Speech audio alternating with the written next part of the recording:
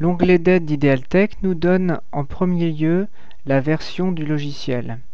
Donc version 1.4.481.3640. Ensuite on réexplique un petit peu la vocation du logiciel, tout du moins la base de démonstration. Puis on fait une présentation des différents onglets qui sont disponibles dans le logiciel. Gestion base, recherche simplifiée, recherche avancée, recherche guidée, statistiques personnalisées, l'aide. On présente les différentes dépendances du logiciel Idealtech. Donc il faut avoir Internet Explorer 9 ou supérieur. On a besoin du .NET Framework 4, du .NET Framework French Language, du MySQL Connector Net 6.5.4 ou supérieur. Donc c'est celui qui est intégré dans 1.4.481. Donc le serveur MySQL Community qui a été testé pour cette version, la 5.5.15 ou supérieure. Et enfin le fait que le logiciel ou le sous-projet de synthèse vocale utilise le SAPI 5.4 de Microsoft pour la synthèse vocale. La configuration minimale est indiquée ici, donc minimum 512 mégaoctets de mémoire vive, processeur 1 GHz Pentium ou équivalent, système d'exploitation Windows 7, Windows Vista, affichage minimum 800 par 600 256 couleurs et recommandé 1024 par 768 en 32 bits. Quelques remerciements auprès des traducteurs et correcteurs, comme Monsieur Kakia Lionel, qui a traduit, corrigé de l'italien, et Mademoiselle Ponsard-Frédéric de l'allemand. Un remerciement spécial à mon frère qui a redessiné le logo et l'icône d'Idealtech, et qui nous a fait une très belle petite présentation en flash. Et ensuite, on reprend l'historique en fait du logiciel sur l'année 2012, tous les événements de développement qui ont été ajoutés donc depuis janvier 2012. En bas, nous avons un groupe box dans lequel on a des informations relatives à la connexion en cours. Donc on retrouve le nom de la connexion, démo, adresse serveur tvi.dnsalias.com, le nom de la base démo, le nom de l'utilisateur qui se connecte sur la base, Idealtech. À droite, on a état serveur qui nous indique si le serveur est disponible et répond ou bien non disponible. On a également un bouton d'actualisation de l'état du serveur en bas à droite. Et juste avant de parler du diagnostic, je vais vous parler du bouton en bas à gauche sur la licence GPL. C'est une traduction de la licence publique générale GNU en version 3 en français, donc elle est non officielle, mais au moins ça a l'avantage d'être en français.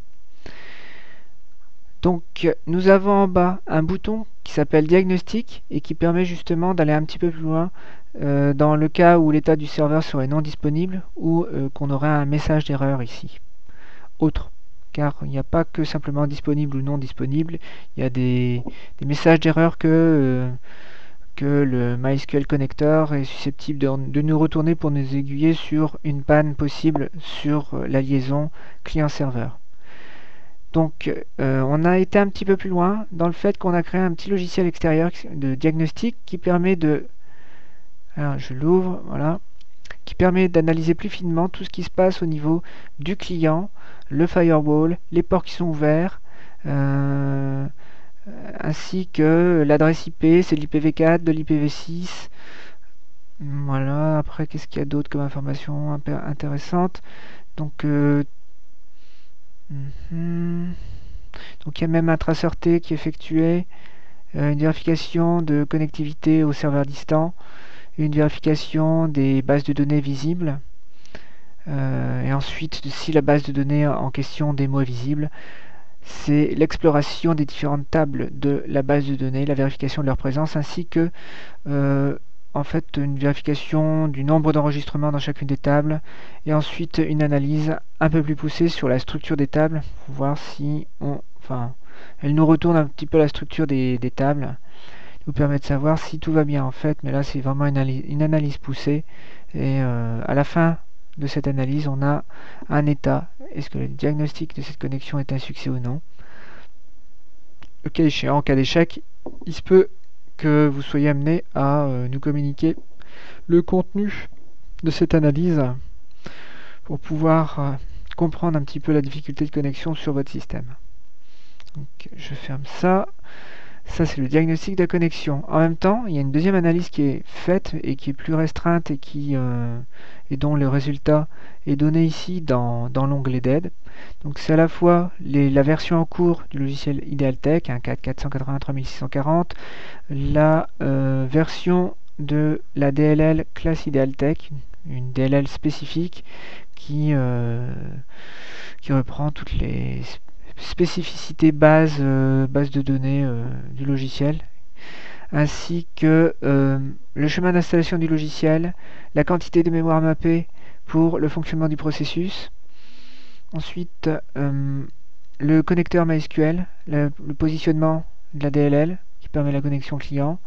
Donc on reprend un petit peu les paramètres de la DLL, donc société Oracle, description du fichier, MySQL Data DLL, version de la DLL en cours 6540. Bon, après c'est pas, ouais, c'est redondant un petit peu. Donc après le système d'exploitation de la machine, Microsoft Windows 7 Professional. Suivi, bon bah langue actuelle, culture. Le processeur de la machine, on sait jamais, des fois que ce soit une machine un petit peu basse. Quand on fait un diagnostic, c'est intéressant de le voir ici pour expliquer des difficultés. Des informations sur la carte mère, qui peut le plus, peut le moins. Hein. Ensuite, des informations sur la mémoire physique, totale, physique disponible, virtuelle totale et virtuelle disponible. Et des informations supplémentaires sur l'utilisateur actuel de la session en cours d'ouverture. Donc ici, ordinateur vieille PC, nom d'utilisateur vieille, et donc les différentes appartenances au groupe système, comme ici administrateur et utilisateur.